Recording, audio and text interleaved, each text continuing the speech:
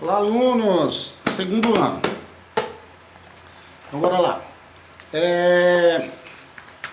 Evidentemente que semana que vem é semana de prova, certo? Eu vou postar o vídeo só na quarta-feira, mas eu tenho certeza que vocês não vão fazer as provas, né? Enviar as provas antes de sexta-feira. Então tem até sexta-feira para enviar essas provas. Tá bom? Prontinho. Então, eu sei que a questão agrária ela é muito complexa. Principalmente no Brasil. Citar o Brasil, né? A agropecuária no Brasil é uma atividade importante. Por conta da agricultura e por conta da pecuária, por que não dizer do extrativismo, serem atividades importantíssimas para um país como o Brasil, um país gigante, né? É natural que a briga pela terra ela se torne uma questão, né, relevante para ser estudada no Brasil. Não é isso? No Brasil e no mundo. Falando em especial no Brasil. Né? Nós temos, por exemplo, vocês lembram que quando, né, após a chegada do Cabral, o espaço brasileiro foi completamente modificado. Os nativos, algumas tribos, elas faziam agricultura de subsistência, aquela voltada para o autoconsumo. Correto? Correto. Então, nós temos a chegada dos portugueses, a modificação desse espaço, né? A gente sabe que o extrativismo do pau-brasil foi a primeira grande atividade econômica brasileira. Em pouco tempo eles acabaram com a Mata Atlântica, tá? Atrás do pau-brasil. Ok? Pronto. Então, depois veio o ciclo da cana-de-açúcar, que foi implantado um sistema no Brasil, que foi implantado em vários países do mundo e em vários países da América, inclusive até nos Estados Unidos, ali na parte sul dos Estados Unidos, foi também implantada, que eram chamadas as grandes fazendas monocultoras, que utilizavam uma boa quantidade de trabalho escravo. Primeiro, que é monocultura. A gente já sabe que monocultura é quando num complexo agrícola se faz principalmente desenvolve uma atividade só de agricultura. No caso, a gente sabe que o europeu, que era o principal mercado consumidor da época, eles utilizavam mel para adoçar, né, os sucos, as coisas que eles apreciavam durante uma refeição ou mesmo no lanche, né? Então, apareceu o açúcar. O açúcar que é feito a partir da cana-de-açúcar, né? Então você tem o açúcar vira pela sua praticidade, né? Você colocava lá e ele aderia rapidamente ao líquido que ele estava que você estava colocando.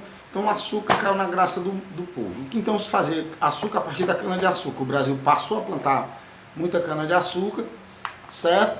Então no Brasil foram instalados, assim como em vários lugares da América, para fazer, né, o açúcar a partir da cana-de-açúcar, certo? As plantations. Plantations eram as grandes fazendas monocultoras que utilizavam mão de obra escrava ou grande quantidade de mão de obra. Ainda existe, só que hoje não utiliza mão de obra escrava, né? Então, essas plantations, claro, principalmente no caso do Brasil, da cana-de-açúcar, instaladas no Nordeste, certo? Onde você tinha os engenhos, né? As cidades até se formaram a partir em torno de engenho. Por exemplo, você tem a cidade de Maceió, capital do estado de Alagoas, ela surgiu em torno do engenho de cana-de-açúcar, que servia para fazer açúcar. Ok? Prontinho. A gente sabe que o primeiro ciclo do Brasil foi o extrativismo, primeiro grande ciclo. O segundo, né, tem até uma musiquinha que eu já passei para vocês assim: como pode o pau-brasil sumir da pátria que pariu? Plantaram cana-de-açúcar, pois o açúcar subiu. Capital era Salvador, mineração tudo mudou. Foi pro Rio, meu amor, o café então chegou. Foi pro Rio, meu amor, o café então chegou. De acordo com os ciclos, né? A capital do Brasil mudou de Salvador para o Rio de Janeiro. E lá na frente, já no ciclo da industrialização, no governo do JK, a capital foi do Rio de Janeiro para Brasília, como a gente já sabe bem na história do Brasil, que vocês são craques. Então, esse ciclo se desenvolveram, veio o cana-de-açúcar com os engenhos, né, através de plantations, né, que foram instaladas, grandes fazendas monocultoras e tal. E depois veio o ciclo da mineração, que aí é extrativismo, ninguém planta pedras preciosas, né, claro. Então se extraía, e depois apareceu, depois de ser trazido pelo Francisco Melo Palheta, primeiro para aquela região norte, né, para o Pará, depois para o Rio de Janeiro, e ele se adaptou muito bem às terras roxas de São Paulo.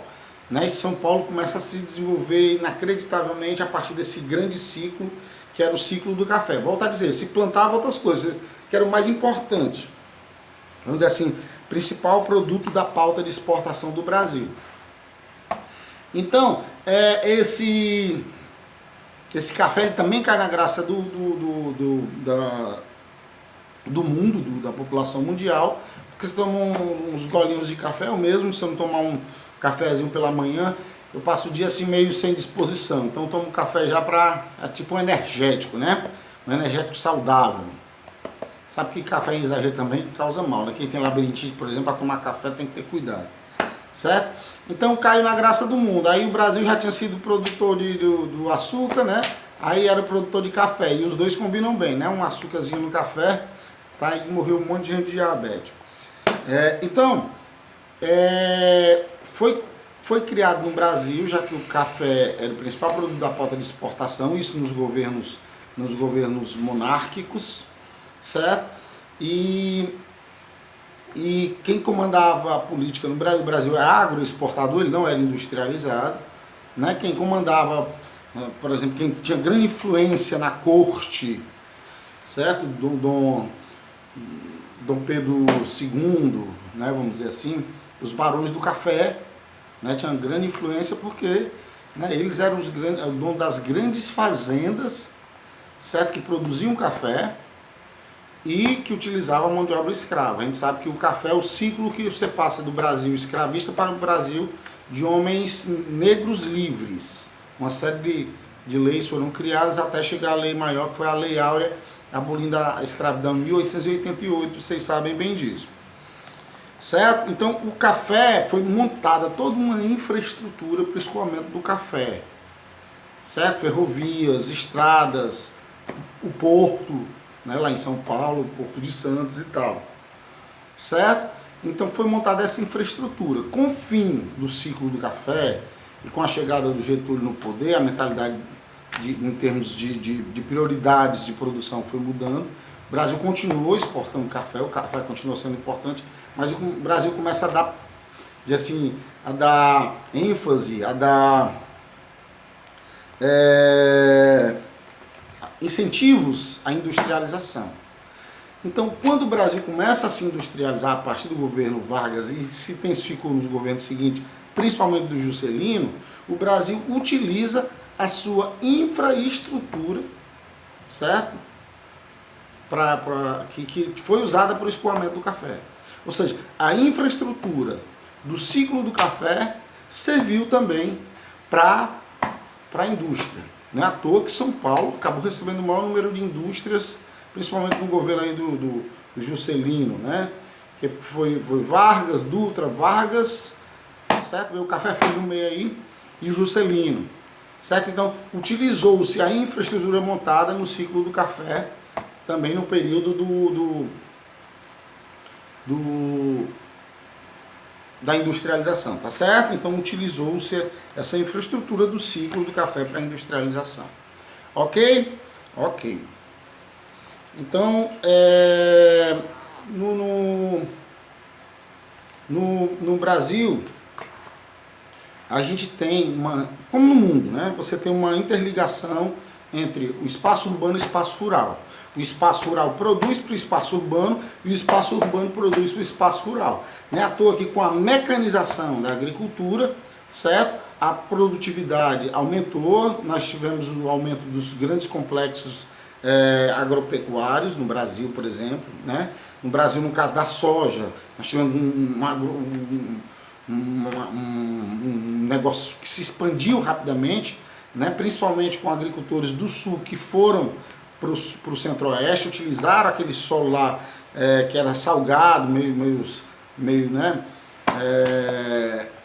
Digamos assim, alófilo do centro-oeste. Eles corrigiram, fizeram uma agricultura moderna com máquinas e equipamentos. Essas máquinas e equipamentos, agrotóxicos, produtos, né, químicos, eles vêm da cidade. Então quem abastece o campo com esses produtos são as cidades, as áreas urbanas, a área da industrialização. Certo? Então, quando essas máquinas migram para o campo, por exemplo, você tinha uma grande fazenda, então você utilizava uma grande quantidade de mão de obra. Mesmo em fazendas menores, chamadas de agricultura familiar, né, começou-se a usar esses equipamentos, né, a agricultura mais ligada à agricultura moderna.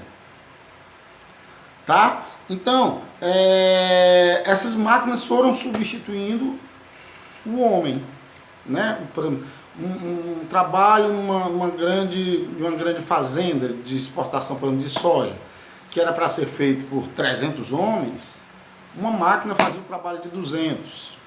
Claro que para manusear a máquina tem homem também, né? Claro. Certo? Então, essa substituição no campo do homem pela máquina acabou gerando o que a gente chama de êxodo rural também. Tá? A saída das pessoas do campo em direção à cidade. Foi para a cidade tentar uma vida melhor, já que não tinha trabalho no campo, eles não tinham terra para plantar, nem para fazer agricultura rudimentar.